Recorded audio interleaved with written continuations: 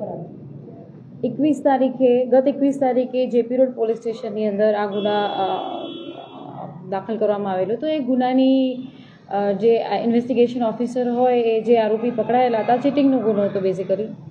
આ ચીટિંગના ગુનાના આરોપીના બે આરોપી પકડાયેલા હતા આપણી પાસે, ભરતભાઈ અને વિરલભાઈ.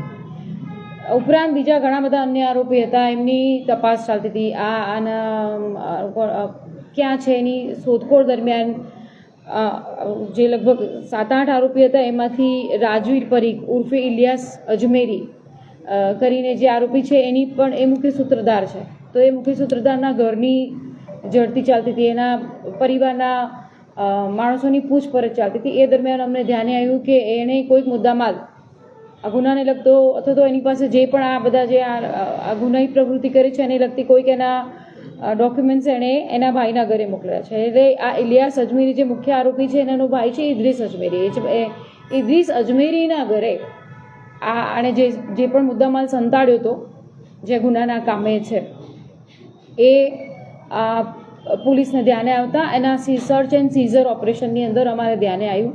સર્ચ એન્ડ સીઝર ઓપરેશન દરમિયાન ધ્યાને આવ્યું કે આ એક ચલણી નોટો છે. લગભગ એણે ભારતીય બચ્ચા બેંક લખાણ કરેલી 500ના દરની 1,62,00,000 રૂપિયાની ચલણી નોટો, સાથે સાથે નકલી સોનાના બિસ્કિટ, એટલે કે લગભગ 51 જેટલા બિસ્કિટ હતા અને જેનું વજન ગણીએ તો 2 કિલો અને 900 ગ્રામ જેટલું થાય છે. આ બધું એણે એના નાના ભાઈના ઘરમાં સંતાડવાનો પ્રયત્ન કરેલો, કારણ કે આ એની એમઓ રહેલી હતી. આજે આગળનો જે ગુનો આપણે દાખલ કરેલો છે ને એની અંદરની એમઓમાં આ બધી વસ્તુ એનો ઉપયોગ કરતો હતો. નકલી સોનું, નકલી ચલણી નોટોનો ઉપયોગ કરી અને પછી લોકો પાસેથી ઠગાઈ કરવી, ચીટિંગ કરવી, એ બધા એના એમઓ રહી છે. અગાઉ પણ આ જે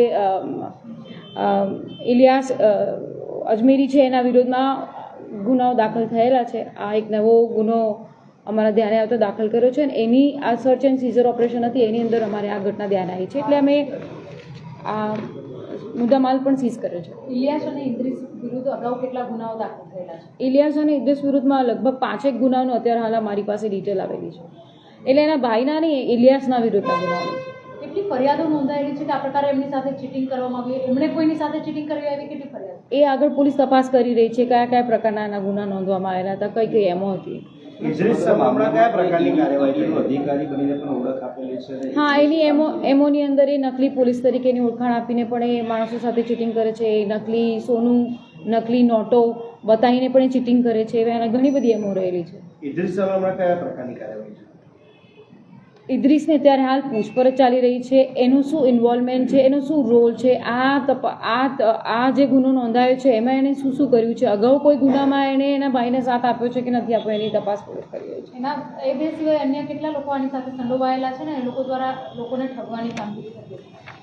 એ બે સિવાય પણ આગળ તો પોલીસ તપાસ કરી રહી છે, કારણ કે આંકડો તો ઘણો મોટો છે. આમાં કેટલા લોકો સંકળાયા છે. આગળની જે ગુનાની તપાસ ચાલી છે એમાં અમારી પાસે જે આરોપીનું લિસ્ટ છે એની અંદરના જેમ જેમ નામ ખુલતા જાય એમની તપાસ દરમિયાન જે મળતું જાય છે એના આગળ અમે તપાસ કરી રહ્યા છીએ.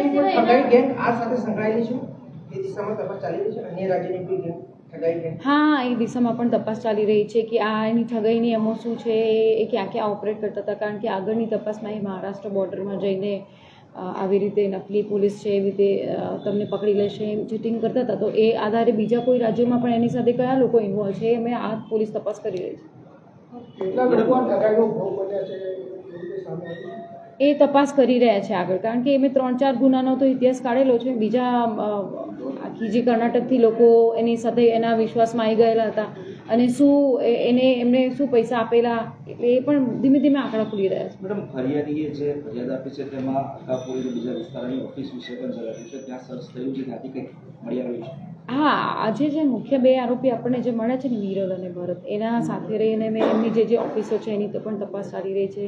સાથે સાથે આ ઇલિયાસ છે, અત્યારે હાલ એનું નામ એણે પરીખ નામ કર્યું, નામ બદલી કાઢ્યું હતું, રાજવીર પરીખ તરીકે પોતાની ઓળખ આપતો હતો. એટલે ઓળખ કેમ છુપાઈ હતી, પછી એની સાથે બીજા એના મિત્રો શું શું મદદ કરતા હતા, કઈ કઈ ઓફિસો રાખતા હતા, ક્યાં એને બોલાવતા હતા, એ બધી તપાસ પોલીસ કરી રહી છે.